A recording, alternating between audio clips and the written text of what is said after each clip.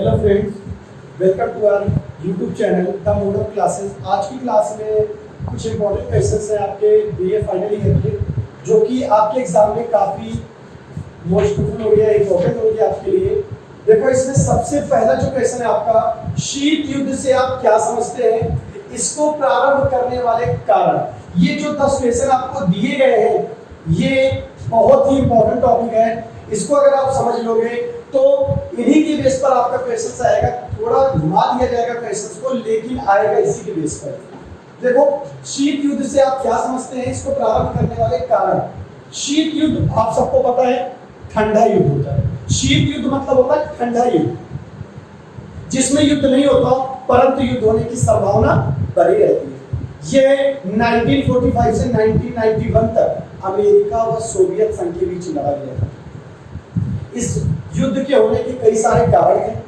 पहला कारण था शक्ति को अर्जित करने के लिए, यानी कि दोनों महाशक्तियां सोवियत संघ और अमेरिका अपनी ताकत को बढ़ाना चाहते थे, जिसके कारण दोनों के बीच में शीत युद्ध हुआ। दूसरा था ऐतिहासिक मतभेद।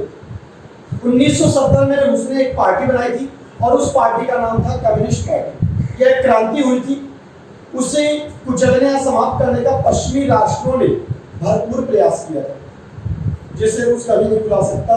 इसलिए 1945 में शीत युद्ध हुआ। तीसरा, वैचारिक मतभेद। दोनों के विचार आपस में नहीं मिल रहे थे। अमेरिका पूंजीवाद को चाहता था और सोवियत संघ पूंजीवाद को समाप्त करके हर जगह साम्यवाद की सफलता चाहता था, जिसके कारण शीत युद्ध हुआ। बर्लिन की दीवार के कारण भी शीत युद्ध हुआ। सोवियत संघ ने ईरान में हस्तक्षेप किया, जिसके कारण शीत युद्ध का जन्म हुआ। सोवियत संघ ने याल्टा सम्मेलन की अवहेलना कर दी, जिसके कारण शीत युद्ध हुआ। मैं आप सबको केवल क्वेश्चंस के थोड़ा हिंट बता रहा हूं, पूरे आंसर को नहीं बता रहा हूं मैं आपको, क्योंकि 10 क्वेश्चंस हैं आपके। अगर पूरे आंसर को समझने लगूंगा तो आपको पता बहुत टाइम लग जाएगा। केवल इतना आपको पता चल जाए कि इसका मतलब क्या है, इसके बेस पर कैसे आपको आंसर देना है, आप इजीली अपने आप ही आंसर कर सकते हो अगर थोड़ा समझने की कोशिश करेंगे। दूसरा टॉपिक आपका वैश्वीकरण के विभिन्न आयामों का संक्षिप्त में वर्णन करो। वैश्वीकरण मतलब क्या होता है? एक देश की वस्तुओं का दूसरे देश में प्रवाह होना वैश्वीकरण कहलाता है। वैश्वीकरण का मतलब होता है विभिन्न देश की वस्तुओं का, विचारों का, व्यक्तियों का स्वतंत्र प्रवाह वैश्वीकरण कहलाता है। वैश्वीकरण के आयाम है। आयाम 3 तरह से होते हैं, एक राजनीतिक, एक आर्थिक और एक सांस्कृतिक। आयाम भी जो राजनीतिक, आर्थिक और सांस्कृतिक है, इसमें भी परिवर्तन है। एक नकारात्मक होता है और एक सकारात्मक होता है। सकारात्मक, वैश्वीकरण को अपनाने से राजनीति पर क्या सही प्रभाव पड़ा है और क्या गलत प्रभाव पड़ा है, ये सकारात्मक राजनीति और नकारात्मक राजनीति है। वैश्वीकरण को अपनाने से अर्थव्यवस्था पर या आर्थिक पर क्या सकारात्मक परिणाम पड़ा है, क्या नकारात्मक परिणाम पड़ा है, ये आपका वैश्वीकरण के आर्थिक परिणाम है। तीसरा, सांस्कृतिक में भी सेम ऐसे ही लिखना होगा। राजनीति में हम ज्यादातर अपने देशों की दूसरे देशों के साथ रिलेशन के बारे में बताते हैं। आर्थिक में हम व्यापार से रिलेटेड बातें करते हैं, और सांस्कृतिक में हम अपने कल्चर से रिलेटेड बातें करते हैं, संस्कृति से रिलेटेड बातें करते हैं। और उसी में आपको सकारात्मक और नकारात्मक देखना है। आपको इसलिए पता होगा कि अगर संबंध बनते हैं तो हम कहीं ना कहीं उनके ऊपर निर्भर होते चले जाते हैं। देखो भाई, नेक्स्ट टॉपिक है आपका भारत की विदेश नीति और इसके मूल सिद्धांत बताइए। देखो, विदेश नीति को पढ़ने से पहले हमें यह जानना है कि विदेश नीति का मतलब क्या है। भारत की विदेश नीति को पढ़ने से पहले हमें यह देखना है कि विदेश नीति का मतलब क्या है। देखो, एक राज्य जिन सिद्धांतों के आधार पर पड़ोसी राज्यों से संबंध स्थापित करता है, उसे उस राज्य की विदेश नीति कहते हैं। अब देखो, 1947 में नेहरू जी के द्वारा भारत की विदेश नीति की घोषणा की गई। इस नीति के महत्वपूर्ण पक्ष गुटनिरपेक्षता और शांतिपूर्ण सह अस्तित्व को बढ़ावा देना था, जिसके कारण भारत ने अनेक राष्ट्रों के साथ मैत्रीपूर्ण संबंध बनाए और अनेक राष्ट्रों में शांति स्थापित करने के लिए मदद पहुंचाई। किसी भी देश की विदेश नीति के लिए 4 कारक अनिवार्य है: राष्ट्रहित, राज्यों की राजनीतिक और भौगोलिक स्थिति को सुधारना, पड़ोसी देशों से संबंध बनाना और अंतरराष्ट्रीय राजनीतिक वातावरण को सुधारना। अब विदेश नीति का मूल सिद्धांत क्या है? देखो, विदेश नीति के कई मूल सिद्धांत हैं। गुटनिरपेक्षता को महत्व देना, जो उसके सिद्धांत बताए गए गुटनिरपेक्षता के उद्देश्य। दूसरा, पंचशील के सिद्धांतों को महत्व देना, जो चीन और भारत के बीच में 1954 में हुआ था, 5 बातों को लेकर के। निशस्त्रीकरण पर जोर देना, पर्यावरण की रक्षा करना, मानवाधिकार को बढ़ावा देना। इसके बाद आता है शीत युद्ध की समाप्ति के प्रमुख उत्तरदायी कारकों की विवेचना कीजिए। शीत युद्ध की समाप्ति के कौन कौन से कारक थे जो कि शीत युद्ध की समाप्ति के उत्तरदायी बने? अब शीत युद्ध की समाप्ति का मतलब यानी कि सोवियत संघ का विघटन होना ही शीत युद्ध की समाप्ति का कारण बना। जब दो महाशक्तियां आमने सामने टकराव की स्थिति में खड़ी हैं और उसमें से कोई एक महाशक्ति जब कमजोर होती जाती है तो आने वाले टाइम पर धीरे धीरे वहां से युद्ध क्या हो जाता है? खत्म हो जाता है। तो दो महाशक्तियां थी, अमेरिका और सोवियत संघ, जिसमें सोवियत संघ धीरे धीरे कमजोर होता चला गया, जिसके कारण सोवियत संघ का क्या हो गया? विघटन। और सोवियत संघ का विघटन ही शीत युद्ध की समाप्ति का क्या बना? कारण। तो देखो, पहला कारण है पश्चिमी राष्ट्रों से सोवियत संघ की तुलना। पश्चिमी राष्ट्रों के लोगों के पास कितने बढ़िया वस्त्र, मकान, स्कूल और आमोद प्रमोद की सुविधाएं उपलब्ध है। साथ ही उनका सांस्कृतिक जीवन भी ऊंचे स्तर का है। जब रूस की जनता ने अपनी तुलना पश्चिमी राष्ट्रों से की तो उन्हें बहुत धक्का लगा, जिसके कारण वहां की जनता ने वहां की सरकार के खिलाफ विरोध करना शुरू कर दिया। दूसरा, आपका राजनीतिक लोकतंत्र को नकारना। जोसेफ स्टालिन समाजवादी व्यवस्था को तानाशाह के रूप में स्थापित कर चुका था, जिसके कारण वहां की जनता ने वहां की सरकार के खिलाफ विरोध करना शुरू कर दिया। तीसरा, आपका सैन्यकरण।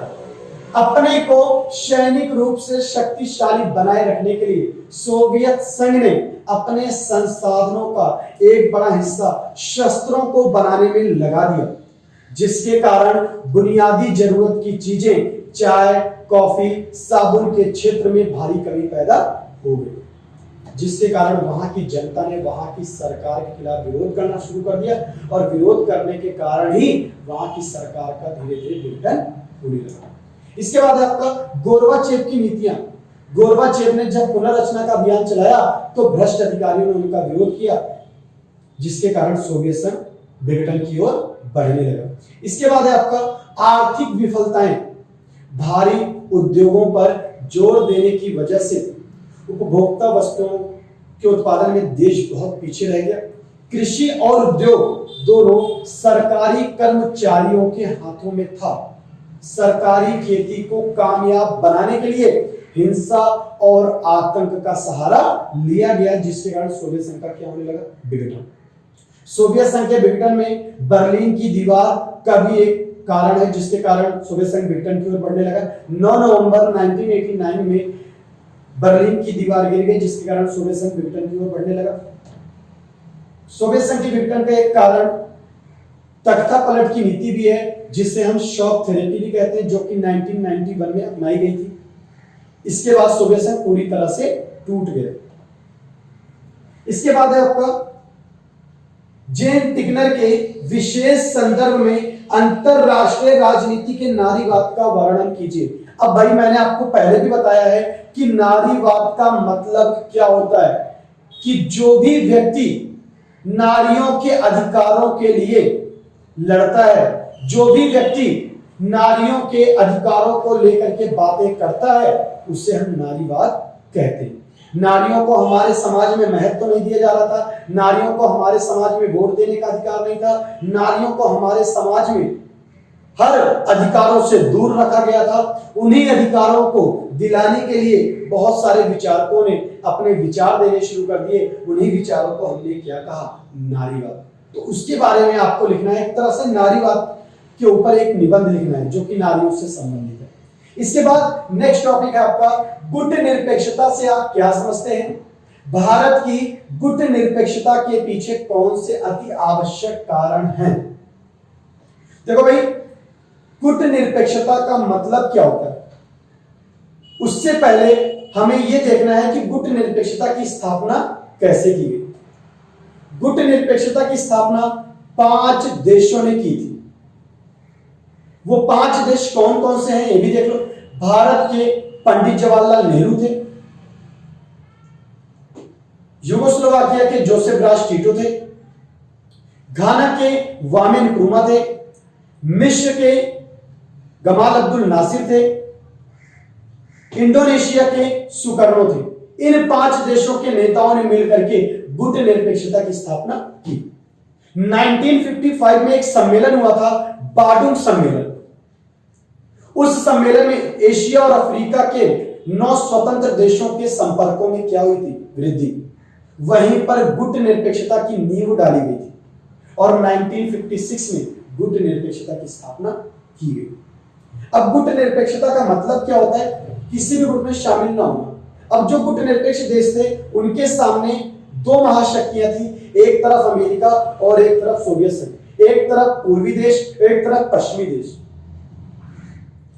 अब इनका एक कहना था कि भाई अगर मैं पूर्वी देश के साथ जाता हूं तो कहीं ना कहीं मैं पश्चिमी देश का दुश्मन कहलाऊंगा और उनसे हम सहायता व अनुदान नहीं प्राप्त कर पाएंगे। अगर हम पश्चिमी देश के पास जाते हैं तो हम पूर्वी देशों से सहायता व अनुदान नहीं प्राप्त कर पाएंगे। इसलिए गुट निरपेक्ष देशों ने इसकी स्थापना की, जो कि विकासशील देश थे। विकासशील देशों ने गुट निरपेक्षता की स्थापना की। देखो, गुट निरपेक्षता का सिंपल मतलब होता है, सिंपल तरीके से अगर आसान भाषा में बोले तो किसी भी गुट में शामिल ना हो। देखो, विभिन्न सैन्य संगठनों से अलग रहते हुए प्रत्येक प्रश्न का उत्तर एक अंतरराष्ट्रीय मंच पर उसके गुण व दोष के आधार पर देना ही गुट निरपेक्षता कहलाता है। गुट निरपेक्षता का अर्थ पृथकतावाद नहीं है। पृथकतावाद का अर्थ है अपने आप को अंतरराष्ट्रीय मामलों से दूर रखना। इनका कहना था कि मैंने पृथकतावाद की नीति को नहीं अपनाया क्योंकि पृथकतावाद का मतलब होता है पूरी तरह से अलग हो जाना। इसके बाद इसके उद्देश्य क्या है? मैंने आपको पहले भी बताया कि के लिए अगर आप लगाते हो तो कारण बन जाता है और करना लगाते हो तो उद्देश्य बन जाता है। जैसे साम्राज्यवाद व उपनिवेशवाद को समाप्त करने के लिए गुट निरपेक्षता की स्थापना की गई। नस्लीय भेदभाव और रंग भेदभाव को समाप्त करने के लिए गुट निरपेक्षता की स्थापना की गई। यूएनओ को बढ़ावा देने के लिए गुट निरपेक्षता की स्थापना की गई। एनआईओ की मांग करने के लिए गुट निरपेक्षता की स्थापना की गई। साम्राज्यवाद उपनिवेशवाद को समाप्त करने के लिए गुट निरपेक्षता की स्थापना की गई। इसके बाद आपका अंतरराष्ट्रीय संबंधों के अध्ययन के विशेष संदर्भ में हंस जे मोरगंथाउ द्वारा प्रतिपादित यथार्थवादी सिद्धांत की विवेचना कीजिए कि हंस जे मोरगंथाउ ने अंतरराष्ट्रीय संबंधों के ऊपर कैसे विचार दिए। हंस जे मोरगंथाउ हिटलर की तानाशाही से पीड़ित जर्मनी छोड़कर संयुक्त राज्य अमेरिका चले गए और वहीं पर उन्होंने अध्ययन व अध्यापन किया। हंस जे मोरगंथाउ ने शक्ति को राजनीति का प्रमुख केंद्र बिंदु माना। हंस जे मोरगंथाउ ने अपनी पुस्तक राष्ट्रों के मध्य राजनीति में 6 सिद्धांतों का विवेचन किया है जो शक्ति के ऊपर, वो 6 सिद्धांत शक्ति को बताते हैं। उसके बारे में आपको पढ़ना है। नेक्स्ट है आपका अंतरराष्ट्रीय संबंधों के अध्ययन के नवउदारवादी उपागम का आलोचनात्मक मूल्यांकन कीजिए। अब नवउदारवादियों ने अंतरराष्ट्रीय संबंधों के ऊपर कुछ अपने विचार दिए हैं कि इन्होंने भी कहीं ना कहीं मोरगंथाउ से संबंधित ही कुछ विचार दिए हैं, लेकिन इन्होंने पूरी तरह से शक्ति को राजनीति का केंद्र बिंदु नहीं माना है। नवउदारवादी होते कौन है? नवउदारवादी का मतलब क्या है, देख लो। नवउदारवादी उपागम में निर्णय करने वाले व्यक्ति समझदार होते हैं। जो अपने राष्ट्रीय उद्देश्यों की प्राप्ति के लिए संघर्ष की अपेक्षा की बजाय आचरण को प्राथमिकता देते हैं, बिना संघर्ष किए शांतिपूर्वक किसी से अपनी बात को मनवाना। इसके बाद नव यथार्थवाद पर केनेथ वाल्ज के योगदानों का वर्णन कीजिए कि नव यथार्थवाद पर केनेथ वाल्ज ने क्या योगदान दिया, उसके बारे में बताइए। नव यथार्थवादी सिद्धांत केनेथ वाल्ज द्वारा प्रतिपादित किया गया। वाल्ज ने इस सिद्धांत की व्याख्या अपनी 1979 में प्रकाशित पुस्तक थ्योरी ऑफ इंटरनेशनल पॉलिटिक्स में की थी। इन्होंने अपने जो विचार दिए थे अपनी पुस्तक में की थी। नव यथार्थवाद को संरचनात्मक यथार्थवाद के नाम से भी जाना जाता है। नव यथार्थवाद ने भी शक्ति को राजनीति का क्या माना है, केंद्र बिंदु। वाल्ज ने व्याख्या व्यवस्था सिद्धांत की कमियों को दूर करने का भी प्रयास किया। जो सिद्धांत बनाए गए उनमें जो कमियां हैं उसको भी दूर करने का प्रयास नव यथार्थवाद में किया गया, जो कि केनेथ वाल्ज द्वारा बताया गया था। शक्ति की राजनीति के सिद्धांत के आधार के रूप में उसको अपनाया है। नव यथार्थवाद इस बात पर भी बल देता है कि अंतरराष्ट्रीय व्यवस्था की संरचनात्मक वास्तविकता स्वयं संघर्ष की अनिवार्यता के लिए उत्तरदायी है। यथार्थ मतलब होता है एक तरह से वास्तविकता। यथार्थ मतलब एक तरह से क्या होता है, वास्तविकता। इसके ऊपर केनेथ वाल्ज ने अपने विचार दिए। केनेथ वाल्ज ने भी अपनी शक्ति के संघर्ष को राजनीति का ही केंद्र रूप बताया है। इसके बाद देखो लास्ट आता है आपका, किन्हीं दो में से संक्षिप्त टिप्पणी कीजिए। 4 ऑप्शन आते हैं, 4 ऑप्शन में से आपको किन्हीं दो पर आंसर देना होता है। कैसे, ये भी देखो। क्योटो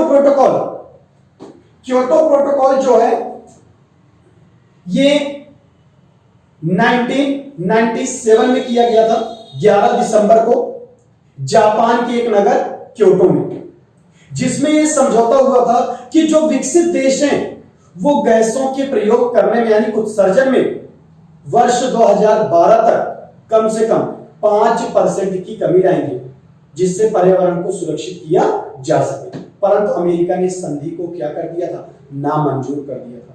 दूसरा है भूमंडलीय तापन। सेम आपको पता होना चाहिए, क्योटो प्रोटोकॉल इसी के लिए चलाया गया था। भूमंडलीय तापन का मतलब होता है पर्यावरण का दूषित होना। जब हमारे भूमंडलीय तापन में क्या होता है, कार्बन डाइऑक्साइड और अन्य गैसों के रिसाव के कारण भूमंडलीय ताप बढ़ता जा रहा है। तो उस ताप को कम करने के लिए बहुत सारे संयुक्त राष्ट्र संघ द्वारा सम्मेलन आयोजित किए गए थे, जिसके द्वारा इन तापों को कम किया जा सके। यानी कि एक तरह से पर्यावरण को सुरक्षित करने के लिए आप जो भी नीति अपनाते हो वो सारी नीति भूमंडलीय तापन के लिए ही होती है। इसके ऊपर आपको आंसर देना है। नेक्स्ट है आपका तनाव शिथिल या तनाव स्थिरता का मतलब होता है तनाव का कम होना। 1945 में जब शीत युद्ध शुरू हुआ था तो अपनी चरम सीमा पर था शीत युद्ध अमेरिका और सोवियत संघ के बीच। लेकिन 1970 आते आते शीत युद्ध धीरे धीरे कम होने लगा था। उसी को हमने तनाव शिथिल कह दिया। लेकिन 1979 में सोवियत संघ ने अफगानिस्तान में अपनी सेना को भेज दिया, जिसके कारण दोबारा शीत युद्ध उभर कर सामने आ गया, क्योंकि अमेरिका नाराज हो गया। इस बार जो युद्ध उभर कर आया था उसे नव शीत युद्ध की संज्ञा दी गई। तो मतलब इसका मतलब यही है, तनाव शिथिल का मतलब होता है तनाव का कम होना। 1945 में शीत युद्ध शुरू हुआ, लेकिन 1970 आते आते ऐसा प्रतीत होने लगा कि शीत युद्ध खत्म हो गया, तो उसको हमने तनाव शिथिल कह दिया। लेकिन 1979 में जब अफगानिस्तान में अपनी सेना सोवियत संघ ने भेज दी तो वहीं से शीत युद्ध दोबारा शुरू हो गया। और उस शीत युद्ध को हमने कौन सा शीत युद्ध का नाम दिया है? नव शीत युद्ध का नाम दिया है। 1979 से 80 के बीच की बात है। इसके बाद है संयुक्त राष्ट्र संघ के बारे में। सबसे पहले तो आप ये देख लो, संयुक्त राष्ट्र संघ की उपलब्धियां भी आ सकती हैं ऑप्शन में, या संयुक्त राष्ट्र संघ की स्थापना और उसके कारण भी आ सकते हैं आपके पेपर में। तो देखो, कारण को हमने उद्देश्य मान लिया, मैंने आपको बताया करना लगा दोगे तो आपका सारा उद्देश्य हो जाएगा, और उद्देश्य हमारी एक तरह से आगे जाकर के क्या बन जाती है, उपलब्धि बन जाती है। देखो, संयुक्त राष्ट्र संघ की स्थापना, संयुक्त राष्ट्र संघ की स्थापना 24 अक्टूबर 1945 को 51 सदस्यों के साथ की गई, तथा भारत भी 30 अक्टूबर 1945 को यूएनओ का सदस्य बन गया। अब इसके सदस्यों की संख्या 192 से बढ़कर 193 हो गई। अब इसके उद्देश्य क्या थे?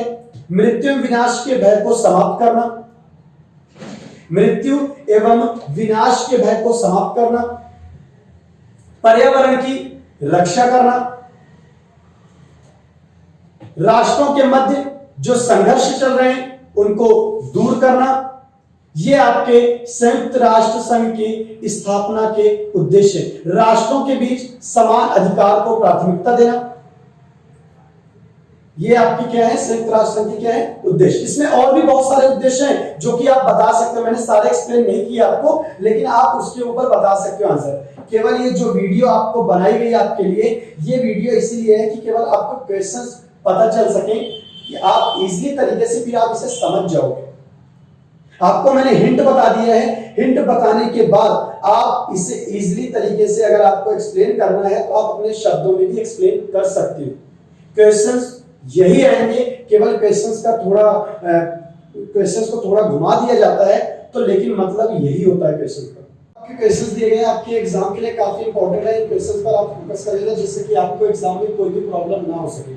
और मैंने इन क्वेश्चंस को इजीली वे में आपको समझा दिया है, और केवल हिंट ही बताया इन क्वेश्चंस की। अगर आपको इन क्वेश्चंस के आंसर चाहिए तो आप नीचे दिए गए नंबर पर व्हाट्सएप करें, आपको पीडीएफ मिल जाएगा। और साथ ही साथ आप सबसे रिक्वेस्ट है कि चैनल को सब्सक्राइब करें और बेल आइकन पर प्रेस करें, ताकि टाइम टू टाइम हम अपडेट्स देते रहेंगे और वो भी आपको मिलते रहे हर क्लासेस के।